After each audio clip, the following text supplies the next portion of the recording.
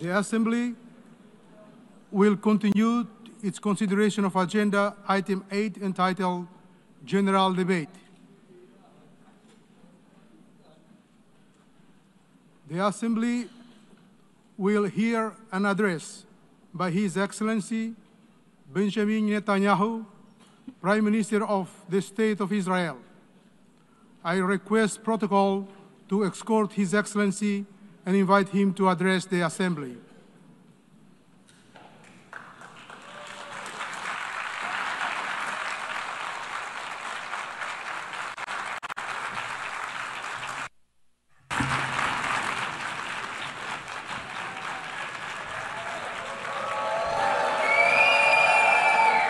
Please, order in the hall. Please, order in the hall.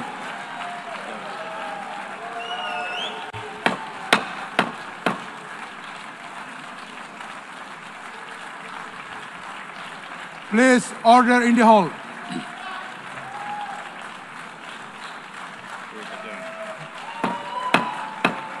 Please, order in the hall.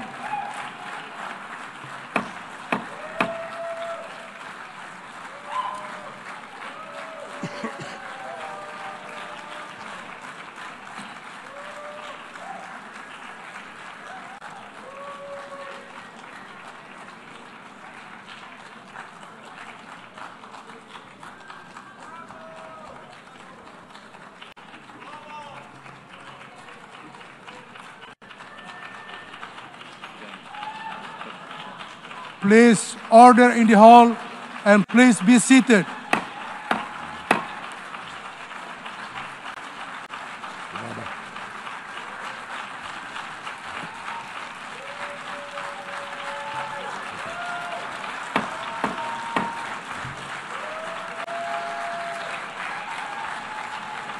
Please order in the hall.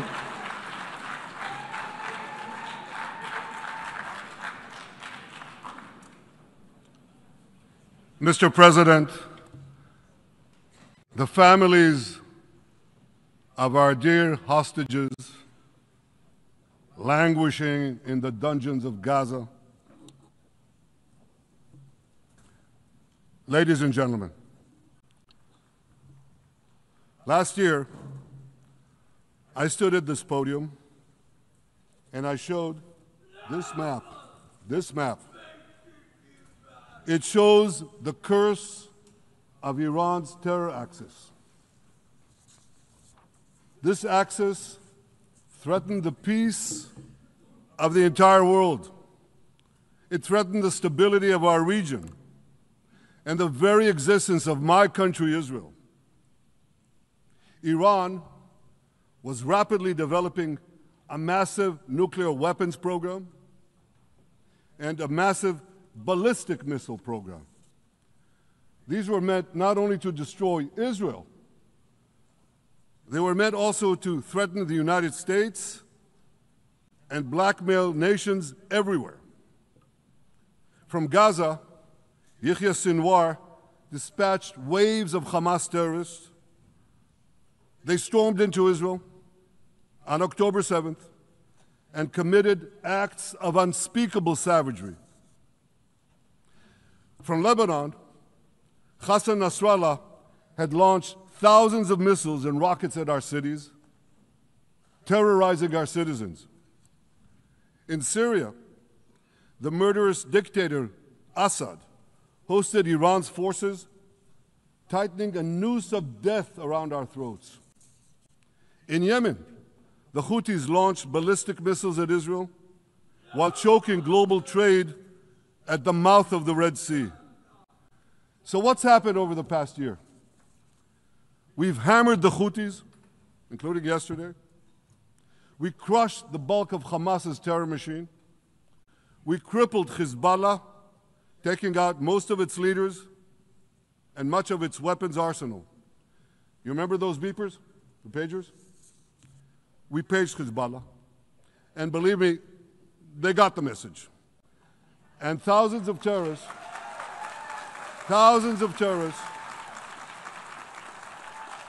dropped to the ground. We destroyed Assad's armaments in Syria. We deterred Iran's Shiite militias in Iraq. And most importantly, and above anything else that I could say to you or that we did in this past year, in this past decade, we devastated Iran's atomic weapons and ballistic missiles programs.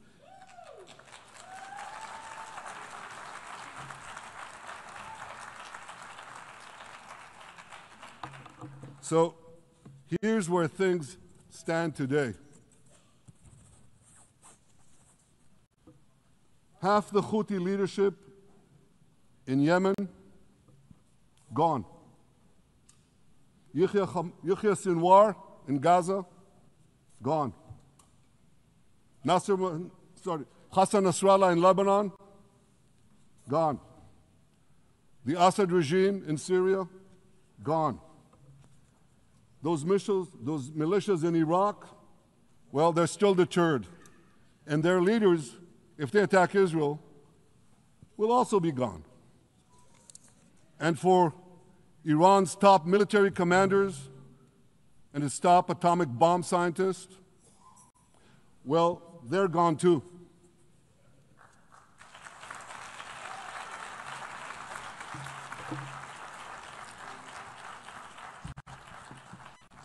Israel's 12-day war with Iran, which I renamed Operation Rising Lion, that's from the Bible.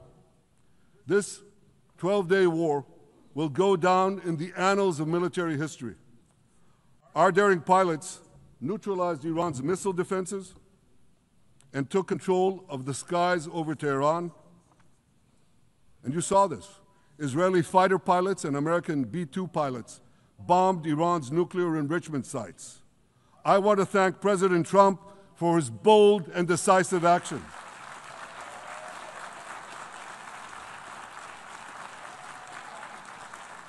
President Trump and I promised to prevent Iran from developing nuclear weapons, and we delivered on that promise.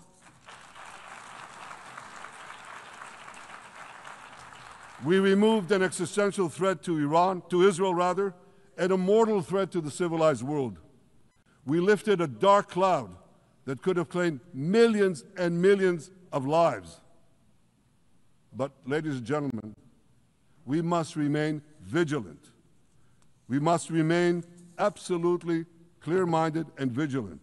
We must not allow Iran to rebuild its military nuclear capacities. Iran's stockpiles of enriched uranium, these stockpiles must be eliminated.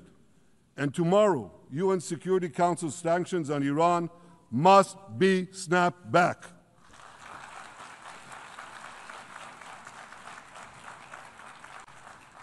Thanks to the resolve of our people, the courage of our soldiers, and the bold decisions we took, Israel rebounded from its darkest day to deliver one of the most stunning military comebacks in history.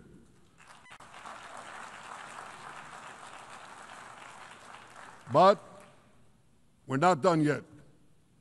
The final remnants of Hamas are holed up in Gaza City.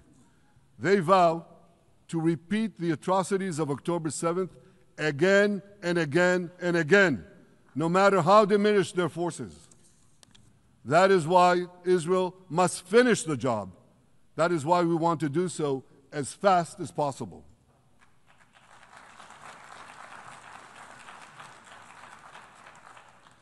Ladies and gentlemen, much of the world no longer remembers October 7th. But we remember. Israel remembers October 7th. On that day, well, I'll tell you, you can remember October 7th too. You see this large pin here? It's a QR code. What I ask you to do is hold up your phones, zoom in, and you too will see why we fight and why we must win. It's all in here.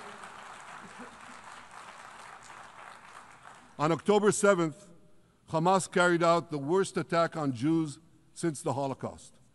They slaughtered 1,200 innocent people including over 40 Americans and foreign nationals from dozens of countries represented here. They beheaded men. They raped women. They burnt babies alive. They burnt babies alive in front of their parents. What monsters!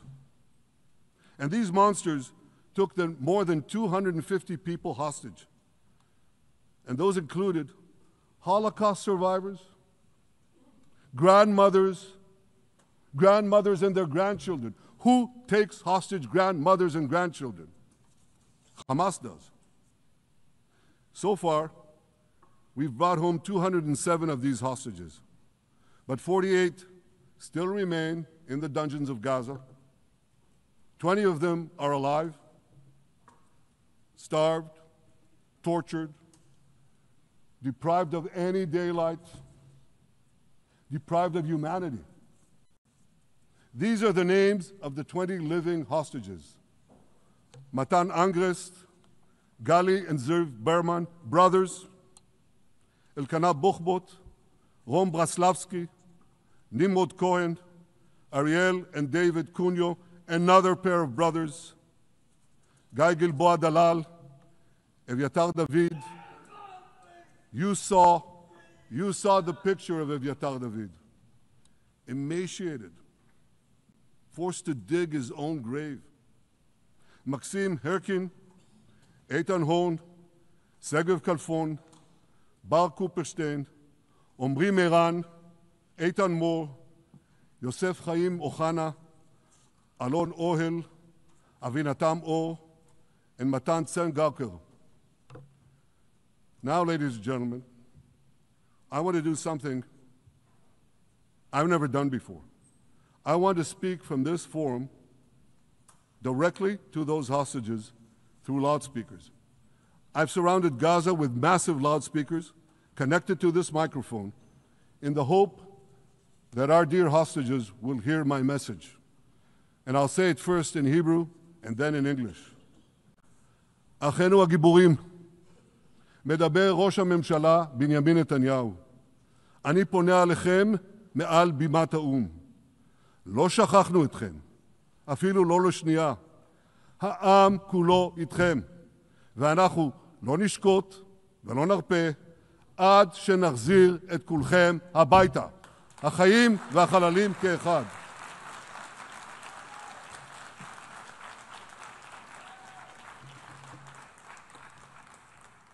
Our brave heroes. This is Prime Minister Netanyahu speaking to you live from the United Nations. We have not forgotten you, not even for a second. The people of Israel are with you. We will not falter and we will not rest until we bring all of you home.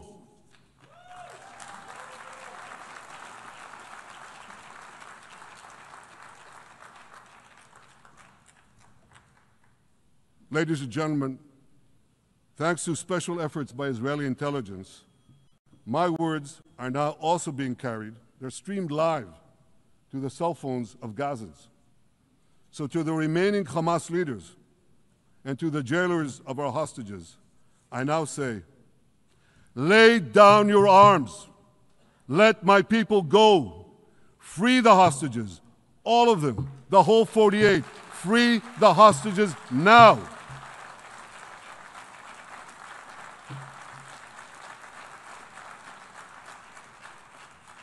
If you do, you will live. If you don't, Israel will hunt you down. Ladies and gentlemen, if Hamas agrees to our demands, the war could end right now. Gaza would be demilitarized, Israel would retain overriding security control, and a peaceful civilian authority would be established by Gazans and others committed to peace with Israel. And of course, you understand that the war in Gaza has affected every Israeli.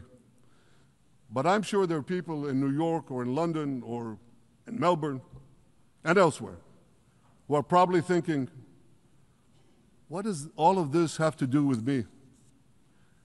And the answer is everything. because our enemies are your enemies. So let's do something else. So first at the UN, let's do a pop quiz. And raise your hand if you know the answer. Here's the first question. Who shouts death to America? Is it A, Iran, B, Hamas, C, Hezbollah, D, the Houthis, or E, all of the above? All of the above. Correct. All of the above. Second question. Who has murdered Americans and Europeans in cold blood? Is it A, Al-Qaeda, B, Hamas, C, Hezbollah, D, Iran, or E, all of the above? All of the above. Correct. Again. So here's the point I wanted to make. Our enemies hate all of us with equal venom. They want to drag the modern world back to the past, to a dark age of violence, fanaticism, and terror. I think many of you are already feeling in your own societies the radical Islamist surge. You know, I'm sure you do, you know deep down that Israel is fighting your fight. So I want to tell you a secret. Behind closed doors, many of the leaders who publicly condemn us privately thank us. They tell me how much they value Israel's superb intelligence services that have prevented time and again terrorist attacks in their capitals, time and again saving countless lives. General George Keegan, former head of U.S. Air Force intelligence, once said, "If the United States had to gather on its own the intelligence that Israel gives us, we would have to establish 5 CIAs. 5 CIAs. This past June, when Israel struck Iran's nuclear facilities, German Chancellor Merz admitted the truth. He said, Israel is doing the dirty work for all of us.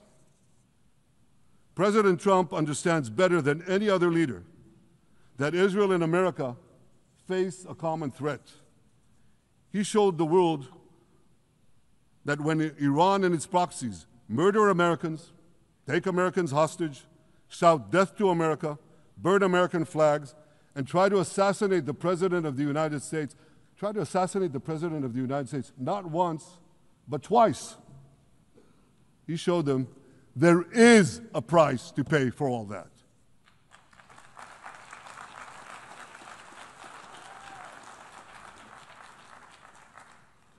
But regrettably, many leaders who are represented in this hall, they send a very different message. Sure, in the days immediately following October 7th, many of them supported Israel. But that support quickly evaporated when Israel did what any self-respecting nation would do in the wake of such a savage attack. We fought back. Now just imagine, just sit back for a second and imagine an attack against America proportioned to the attack against Israel on October 7th. Imagine a regime, a terror regime, dispatching thousands of terrorists to invade the United States. They massacre 40,000 Americans. They take 10,000 Americans hostage. What do you think America would do? You think America would leave that regime standing?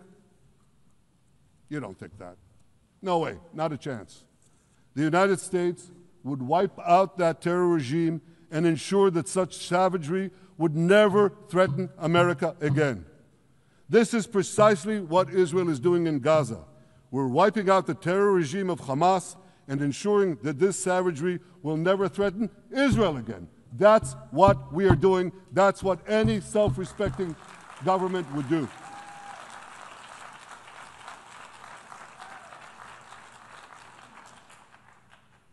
Yet, and it's a yet that I'm sorry to say here, yet over time, many world leaders buckled They buckled under the pressure of a biased media, radical Islamist constituencies, and anti-Semitic mobs. There's a familiar saying, when the going gets tough, the tough get going. Well, for many countries here, when the going got tough, you caved. And here's the shameful result of that collapse.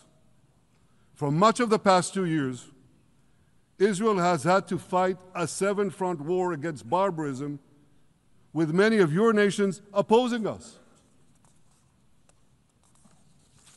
Astoundingly, as we fight the terrorists who murdered many of your citizens, you are fighting us. You condemn us, you embargo us, and you wage political and legal warfare, it's called lawfare, against us. I say to the representatives of those nations, this is not an indictment of Israel. It's an indictment of you. It's an indictment of weak-kneed leaders who appease evil rather than support a nation whose brave soldiers guard you from the barbarians at the gate. They're already penetrating your gates. When will you learn? You can't appease your way out of jihad, and you won't escape the Islamist storm by sacrificing Israel. To overcome that storm, you have to stand with Israel. But that's not what you're doing. As the prophets of Israel foretold in the Bible, you've turned good into evil and evil into good. Now I want to drill down on this. Take the false charge of genocide. Israel is accused of deliberately targeting civilians. Ladies and gentlemen, the opposite is true.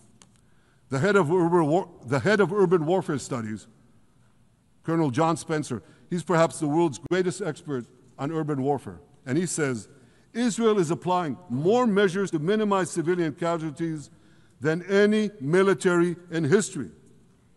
And because we're doing that, the ratio of non-combatant to combatant casualties is less than 2 to 1 in Gaza. That's an astoundingly low ratio, lower than NATO's wars in Afghanistan and Iraq, especially when you consider that Gaza is one of the most densely populated urban areas on Earth. It has hundreds of miles of terror tunnels underground, and it has countless terror towers above ground, and thousands of terrorists embedded in the tunnels and in these towers in civilian areas. If you want to see what measures Israel takes to avoid civilian casualties in this war, just look at what we're doing now in Gaza City, the last Hamas stronghold, one of the 2 last strongholds. For 3 weeks, Israel dropped millions of leaflets, sent millions of text messages, and made countless phone calls urging civilians to leave Gaza City before our military moves in. At the same time, Hamas implants itself in mosques, schools, hospitals, apartment buildings, and tries to force those civilians not to leave, to stay in harm's way. And it often threatens them at gunpoint if they try to do so. For Israel, every civilian casualty is a tragedy.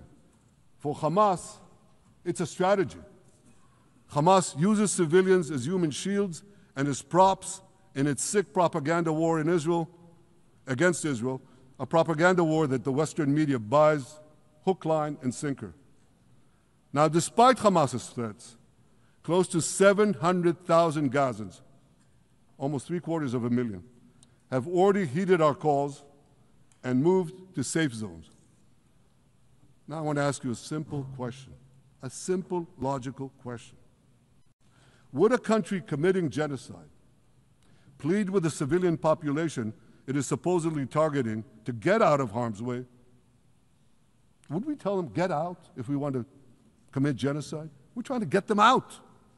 And Hamas is trying to keep them in. And this charge is so baseless. The comparison to genocide, wholesale slaughter of populations. What, did the Nazis ask the Jews to leave, kindly leave, go out? Did others, you want me to name all the genocidal leaders of history? Just go one by one. Did anyone do this? Did they say, get out so we can come in? Of course not. So the truth has been turned on its head. Hamas, a genocidal terrorist organization whose charter calls for the murder of all Jews on the planet, this genocidal organization is given a pass. It's barely mentioned.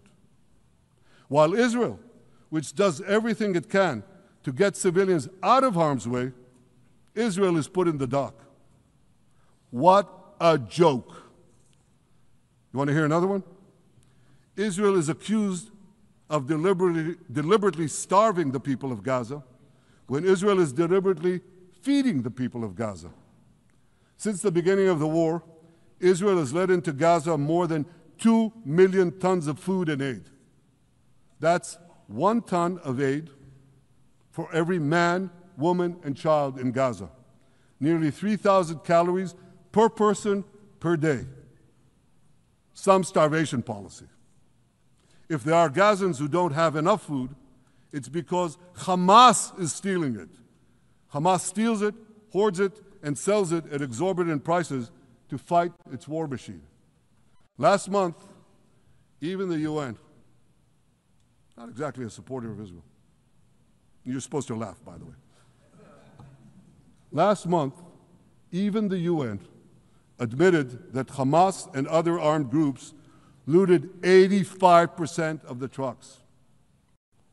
That's why you have deprivation. Those who peddled the blood libels of genocide and starvation against Israel are no better than those who peddled blood libels against the Jews in the Middle Ages when they falsely accused us of poisoning wells, spreading plague, and using the blood of children to bake Passover matzahs. Anti-Semitism dies hard. In fact, it doesn't die at all. It just keeps coming back with its libelous lies, refurbished, regurgitated over and over again. And I want to tell you something else. These anti-Semitic lies, they have consequences. In recent months, Jews have been assaulted in Canada, Australia, Britain, France, the Netherlands, and elsewhere. Here in America, an elderly Holocaust survivor was burned to death in Colorado. And a beautiful young couple from the Israeli embassy in Washington was brutally gunned down right in front of the Holocaust Museum there. Thankfully, President Trump's administration is forcefully fighting the scourge of anti-Semitism, and every government here should follow its lead. But instead, many do the opposite. They actually reward the worst anti-Semites on earth. This week, the leaders of France, Britain, Australia, Canada, and other countries unconditionally recognized a Palestinian state. They did so after the horrors committed by Hamas on October 7th. Horrors praised on that day by nearly 90% of the Palestinian population. Now, let me say that again. Nearly 90% of Palestinians supported the attack on October 7th. It's not supported only, they celebrated it. They danced on the rooftops. They threw candies. That's both in Gaza and in Judea, Samaria, the West Bank, as you call it. And it's just the way they celebrated another horror, 9/11. They danced on the rooftops. They cheered. They threw candy. You know what message the leaders who recognize the Palestinian state this week sent to the Palestinians? It's a very clear message. Murdering Jews pays off. Well, I have a message for these leaders. When the most savage terrorists on earth are effusively praising your decision, you didn't do something right. You did something wrong, horribly wrong. Your disgraceful decision will encourage terrorism against Jews and against innocent people everywhere. It will be a mark of shame on all of you. But wait a minute, Mr. Prime Minister, they tell me. Wait a minute. We believe in a two-state solution where the Jewish state of Israel will live side by side in peace with the Palestinian state. There's only one problem with that. The Palestinians, they don't believe in this solution. They never have. They don't want a state next to Israel. They want a Palestinian state instead of Israel. And that's why every time they were offered a Palestinian state, but were required to end the conflict with Israel and recognize the Jewish state, every time, over the decades, they turned it down. And that is why every time they were given territory, they used it to attack us. In fact, they effectively had a Palestinian state in Gaza. So what did they do with that state? Peace? Coexistence? No. They attacked us time and time again. Totally unprovoked. They fired rockets into our cities. They murdered our children. They turned Gaza into a terror base from which they committed the October 7th massacre. So here's the uncomfortable truth. The persistent Palestinian rejection of a Jewish state in any boundary is what has driven this conflict for over a century. It is still driving it. It's not the absence of a Palestinian state. It's the presence and existence of a Jewish state. And I find it amazing, that the foreign chancelleries and the ministries and all those who pontificate about this, and the leaders, how can they not see this basic truth when it is repeated again and again and again ad nauseum? And I want to say something else. This rejection of a Jewish state not only applies to Hamas, it also applies to the so-called moderate Palestinian Authority. You should know that the Palestinian authorities pays terrorists to slay Jews. The more Jews the terrorists slay, the more the Palestinian Authority pays. The Palestinian Authority names its government buildings, its public squares, its schools, after the mass murderers of Jews, which they glorify as martyrs. They pay and glorify not just the killer of Jews, but also killers of Christians. Christians like Taylor Force, an American veteran who was brutally murdered in Israel by Palestinian terrorists. But, that I hear from the Western leaders. They tell me, the PA promised us it will reform. And I know this time, Prime Minister, it will be different. Yeah, right. We've heard these promises for decades. They always promise. They never deliver. Because you see, the Palestinian Authority is corrupt to the core. They haven't held elections in 20 years. They use the same textbooks as Hamas, exactly the same textbooks. They teach their children to hate Jews and destroy the Jewish state. And Christians don't fare much better. When Bethlehem, the birthplace of Jesus, was under Israeli control, 80% of its residents were Christians. But since the PA took control, that number has dwindled to under 20%. These are the people you want to give a state to? What you're doing is giving the ultimate reward to intolerant fanatics who perpetrated and supported the October 7th massacre. Giving the Palestinians a state 1 mile from Jerusalem after October 7th is like giving Al-Qaeda a state 1 mile from New York City after September 11th. This is sheer madness. It's insane, and we won't do it.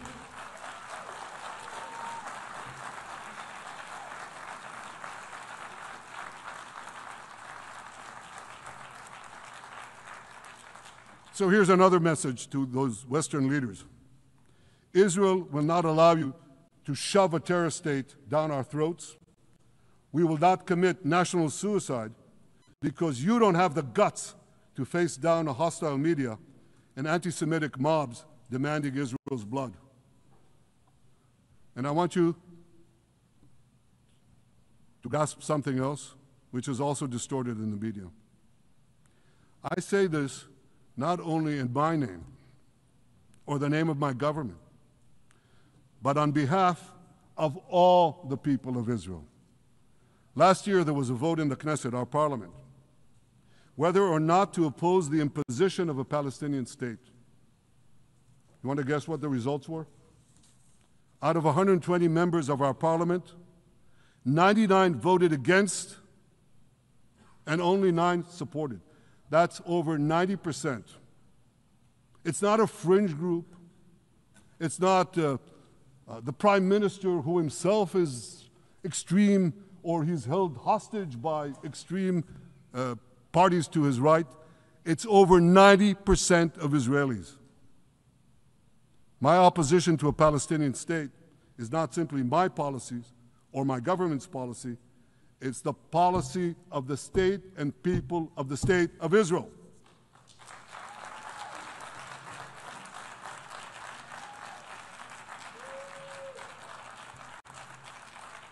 Western leaders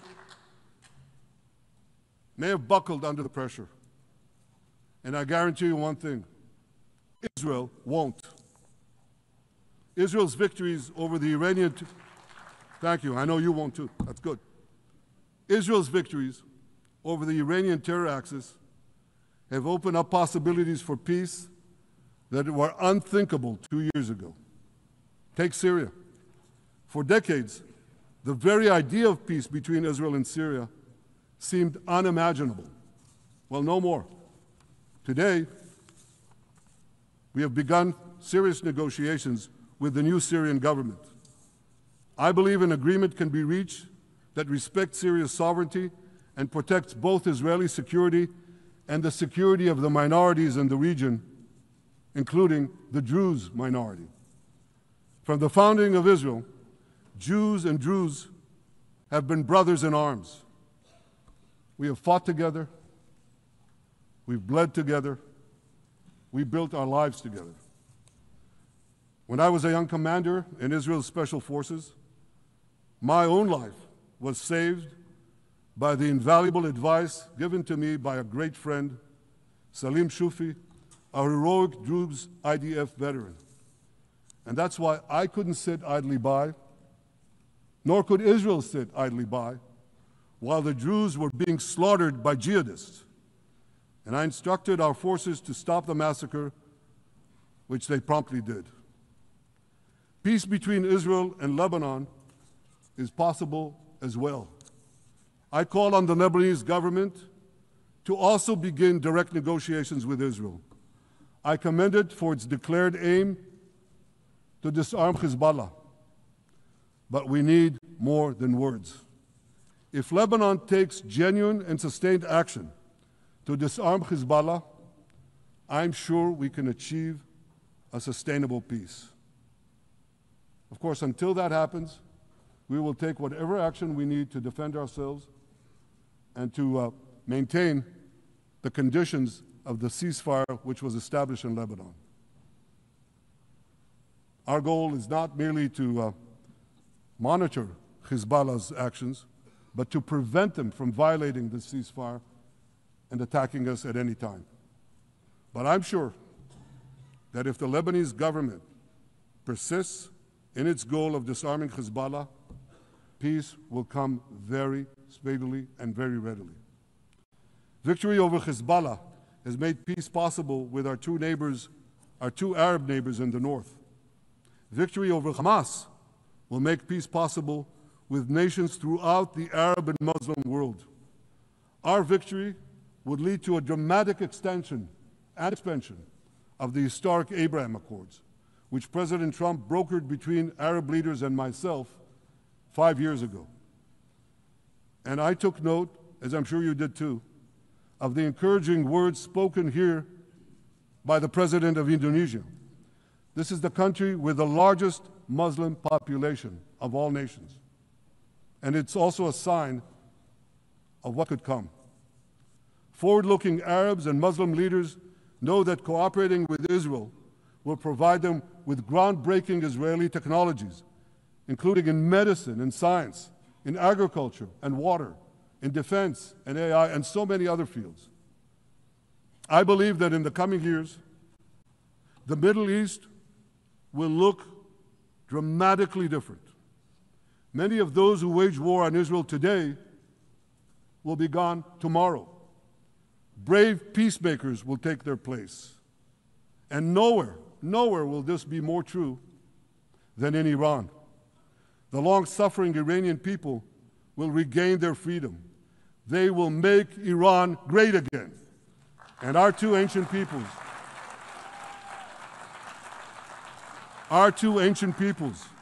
the people of Israel and the people of Iran, will restore a friendship that will benefit the entire world. Ladies and gentlemen, the horrors that happened on one dark day, October 7th, those horrors happened countless times during the centuries of my people's exiles among the nations. Jewish blood was cheap. Jews were killed with impunity. We had to beg others to defend us. The rise of Israel did not mean that the attempts to destroy us would end. It meant that we could fight back against those attempts. And that is exactly what Israel has done since October 7th. Our sons and daughters fought like lions. Our brave soldiers donned their uniforms and rushed into battle. They were armed with the dreams of the 100 generations of Jews who came before them. The dream of living as a free people in the land of Israel, our beloved homeland for more than 3,000 years. The dreams of living in our own independent state. The dream of having an army to defend ourselves. And the dream of being a light unto the nations, a beacon of progress, ingenuity, innovation, for the benefit of all humanity.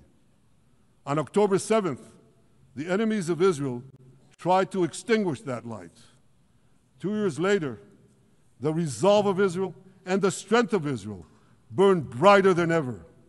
With God's help, that strength and that resolve would lead us to a speedy victory and to a brilliant future of prosperity and peace. Thank you very much.